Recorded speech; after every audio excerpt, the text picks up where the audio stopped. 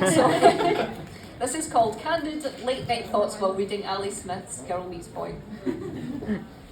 It's 2 in the morning. My eyes are heavy but open. I'm holding sweet pages of pink, promising me girls and girls, love and transformation, reversals and revelations, but revulsion stains the ink and anger swells inside. Fucking dykes. The pages crumble to dust between my pinching, twisting, tearing, tensing, red and stinging fingertips. I picture her lips. I remember her kiss. I reminisce in our budding fairy tale, newly adult and discovering the world of girlish pleasure with my dusk-eyed Snow White.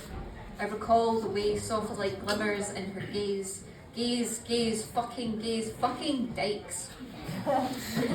Words fumbled through my mind. Early words from my first love at the dawn of our romance. He took my but that's not what it says. He took my doe-eyed face in his callous boyish hands, looking at me with features of fresh manhood, carving out the chiselled expression of breadwinning, bride-carrying, bearded jawline, one-night stands, conquests, and you can't leave me for a girl. Words tumbled through my mind. Catholic kind from high school. Good girls endure the rules in RE class. It's 2013.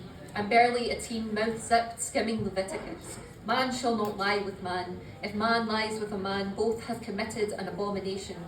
No mention of women. Our sin isn't real, doesn't exist, isn't worth declaring illegal. Fucking faggots, snigger the boys by my side, playing like men.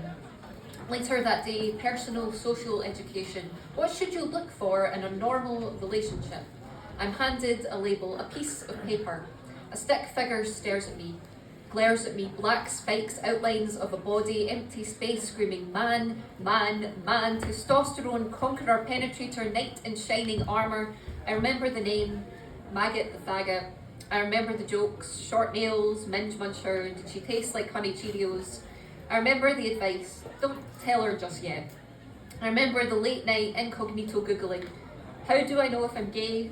What if people at school ask if I'm gay? How do I come out? I can't think straight. I remember her face. I was only 8, she was 12. Soft brown hair falling over her shoulder. Bright sunny eyes like moss flourishing at muddy banks of a tender tumbling brook. Gentle giggle, friendly smile, voice like the sweet breath of an angel. With one fleeting look, I felt my cheeks flush and my heart beat, all for the first time. I was alive when her eyes saw me. Fucking dyke. I remember Truth or Dare, summer in my friend's back garden. Only 10 and watching her kiss another girl's cheek at a prepubescent boy's request.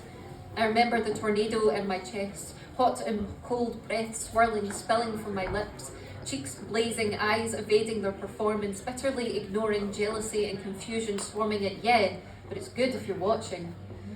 I remember all the moments I nudged the closet slightly open. I think I might be gay. I think I'm gay. I thought you would have known. I think I'm in love with a boy. I guess I'm bisexual. I remember all the women. Willow and Tara, Tala and Jordan, Karen and Martha, Polly and Tori, hoarding their stories in secret in the small hours of morning, watching and feeling, weeping and breathing, wondering who the fuck I am. There's no such thing. I look at the crumpled up ink fused to my hand. I think about throwing the book far across the room, or out the window, even better, or lighting it on fire until every letter is a smoky wisp snaking through the air.